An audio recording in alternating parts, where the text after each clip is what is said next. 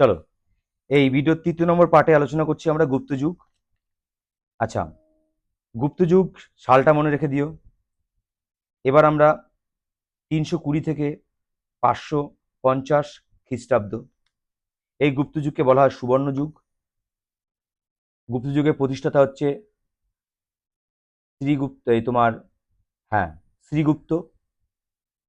আর গুপ্তযুগের শ্রেষ্ঠ সম্রাট ছিল সমুদ্রগুপ্ত, আর শেষ সম্রাট ছিল হচ্ছে বিষ্ণুগুপ্ত। এটা মনে রেখে দেবে। আচ্ছা, এবার 34 নম্বর প্রশ্ন, ভারতের নেপোলিয়ন কাকে বলা হয়? ভারতের নেপোলিয়ন বলা হয় সমুদ্রগুপ্তকে। খুব ইম্পর্টেন্ট প্রশ্ন, ঠিক আছে? কারণ তিনি একটা বইতে লেখা আছে যে তিনি পরপর 22 জন রাজাকে পরাস্ত করেছিলেন, সেই জন্য নেপোলিয়নের সাথে তুলনা করা হয়। যাই হোক, পরের প্রশ্ন, 34 নম্বর প্রশ্ন, ভারতের নেপোলিয়ন, 35 নম্বর প্রশ্ন, সমুদ্রগুপ্ত কোন উপাধি নিয়েছিল? কবিরাজ উপাধি নিয়েছিল। গেল। 36 নম্বর প্রশ্ন হচ্ছে ফাইয়েন কার সময় এসেছিল? ফা হিয়েন কার সময় এসেছিল? এটা মনে রাখবে, দ্বিতীয় চন্দ্রগুপ্তের সময় ফাইয়েন এসেছিল। হ্যাঁ, আর একজন এসেছিল কালিদাসও এসেছিল, এটা মনে রাখবে। আর ফাইয়েনের লেখা একটি বিখ্যাত বইয়ের নাম হচ্ছে ফু কুয়ো কিং, এটা মনে রাখবে, ফু কুয়ো কিং। এবার 37 নম্বর প্রশ্ন চলে আসো, নালন্দা বিশ্ববিদ্যালয় কে প্রতিষ্ঠা করেছিল? কুমারগুপ্ত। ভেরি ভেরি ইম্পর্টেন্ট প্রশ্ন এটা। 38 নম্বর প্রশ্ন, অজন্তা গুহার অধিকাংশ চিত্র কোন যুগের? অজন্তা গুহার অধিকাংশ চিত্র কোন যুগের? গুপ্ত যুগের। 29 নম্বর প্রশ্ন, শকুন্তলা নাটকের রচয়িতাকে? আবার বলছি, শকুন্তলা নাটকের রচয়িতাকে হবে কালিদাস। 40 নম্বর প্রশ্ন, আর্যভট্ট কি জন্য বিখ্যাত? আর্যভট্ট কি জন্য বিখ্যাত? শূন্যের ধারণা তিনি দিয়েছিলেন, শূন্যের ধারণা দেওয়ার জন্য তিনি বিখ্যাত। নেক্সট, গুপ্ত পরবর্তী যুগ। 41 নম্বর প্রশ্ন, হর্ষবর্ধনের সভাকবি কে ছিলেন? হর্ষবর্ধনের সভাকবি ছিলেন বাণভট্ট। তিনি 606 খ্রিস্টাব্দে হর্ষাব্দ রচনা করেছিলেন, যেরকম শকাব্দ কনিষ্ক রচনা করেছিলেন, তেমনি হর্ষাব্দ রচনা করেছিলেন 606 খ্রিস্টাব্দে হর্ষবর্ধন। 42 নম্বর প্রশ্ন, বাণভট্টের লেখা জীবনী গ্রন্থের নাম কি? হর্ষচরিত। কি নাম? হর্ষচরিত। আচ্ছা, 43 নম্বর প্রশ্ন, হিউয়েন কার সময় আসেন? হিউয়েন কার সময় ভারতে এসেছিল? হর্ষবর্ধনের সময়। আবার বলছি, হিউয়েন কার সময় ভারতে এসেছিল? হর্ষবর্ধনের সময় এসেছিল। তার লেখা বইয়ের নাম সি ইউ কি। 44 নম্বর প্রশ্ন, চালুক্য বংশের শেষ রাজা কে ছিলেন? চালুক্য বংশের শেষ রাজা ছিল দ্বিতীয় পুলকেশী। আর তিনি হর্ষবর্ধনকে হারিয়েছিলেন, এটা মনে রাখবে। হ্যাঁ, তিনি হর্ষবর্ধনকে হারিয়েছিলেন। এবার দক্ষিণ ভারত, দক্ষিণ ভারত থেকে আমরা কিছু প্রশ্ন করব। দেখো, সবই কিন্তু প্রাচীন যুগের মধ্যে পড়ছে এগুলো। সঙ্গম সাহিত্যের কোন ভাষায় রচিত? সঙ্গম সাহিত্য হচ্ছে তামিল ভাষায় রচিত। সঙ্গম সাহিত্য কোন ভাষায় রচিত? তামিল ভাষায় রচিত। চোল বংশের শেষ রাজা কে ছিল? রাজেন্দ্র চোল। চোল বংশের শেষ রাজা কে ছিলেন? রাজেন্দ্র চোল। প্রতিষ্ঠাতাকে? বিজয়ালয়। চোল বংশের প্রতিষ্ঠাতাকে? বিজয়ালয়। রাজধানীর নাম কি? রাজধানীর নাম তোমরা মনে রাখবে তাঞ্জোর। চোলদের রাজধানী ছিল তাঞ্জোর।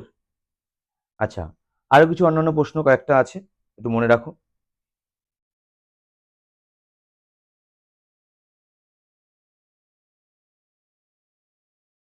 আচ্ছা, মিলিন্দা পুঞ্জহ গ্রন্থটি কি নিয়ে? এটা হবে ইন্দো গ্রিক রাজ্য রাজ্য মিলিন্দ ও বৌদ্ধ ভিক্ষুক ভিক্ষু নাগসনের কথোপকথন, মানে ওনার সম্পর্কে লেখা হয়েছে। নেক্সট, 49 নম্বর প্রশ্ন, কনিষ্কের রাজধানী কোথায় ছিল? কনিষ্কের রাজধানী ছিল পুরুষপুর, যেটা আর এক নাম ছিল পেশোয়া। হ্যাঁ, কনিষ্কের রাজধানী ছিল পুরুষপুর, আর এক নাম ছিল কি? পেশোয়া। এটা মনে রাখবে।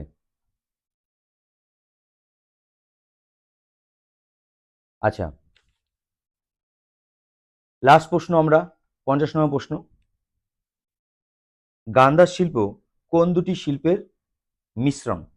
তাহলে আমরা মনে রাখবো, গান্ধার শিল্প ভারতীয় এবং গ্রিক শিল্পের সংমিশ্রণ, এই দুটি মিশিয়ে গান্দা শিল্প তৈরি হয়েছে। আচ্ছা, এই ভিডিওটা আমরা পার্ট পার্ট করে করেছি, একটু দেখে নেবে ভালো করে, আর কোনো কিছু অসুবিধা হলে জানাবে। আর নেক্সট আমরা তোমাদের যদি কোনো টপিক জানতে হয়, কোনো টপিক নিয়ে আলোচনা প্রশ্ন দেবো, তাহলে আমাকে বলবে যে এই টপিকের উপর প্রশ্ন দিলে ভালো হয়, আমি সেই বিষয়ের উপর প্রশ্ন দিয়ে দেবো, সেটা আমাকে কমেন্ট করে জানিয়ে দেবে। ঠিক আছে? আর আম, হ্যাঁ, তাহলে আজকে আমরা কি করলাম? প্রাচীন যুগ থেকে আমরা 50টা প্রশ্ন হলো। দেখো, এইভাবে প্রাচীন যুগ থেকে পড়ছো, কিন্তু আগে আমি বলি তোমাদেরকে প্রাচীন যুগটা টেক্সটটা আগে পড়তে হবে।